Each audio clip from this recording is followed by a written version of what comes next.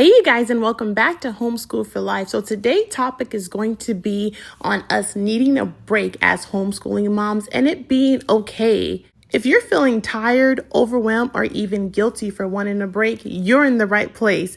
Today, I want to have a real honest talk about why taking a break isn't just okay, but it's necessary.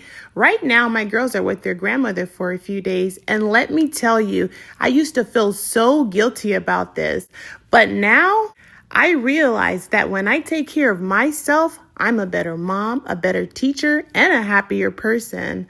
I want this to be an uplifting conversation. If you're feeling burnt out, stretched thin, or just like you need a moment to just breathe, let's talk about why taking breaks matter and how we can do this without guilt. We often tell ourselves, I chose this, so I have to do it all the time. But let's be real, no one can pour from an empty cup.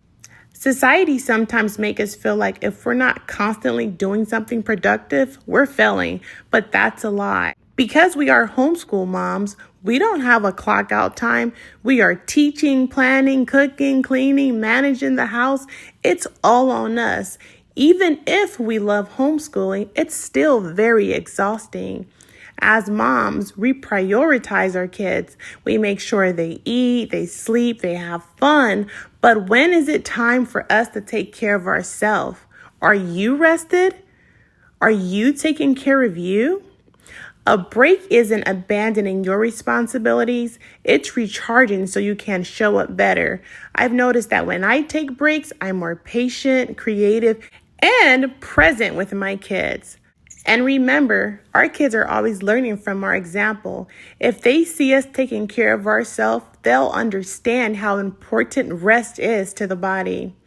Right now, my girls are spending time with their grandmother, like I said, and that's important. They're creating good, positive family memories, learning from someone else, and having a blast.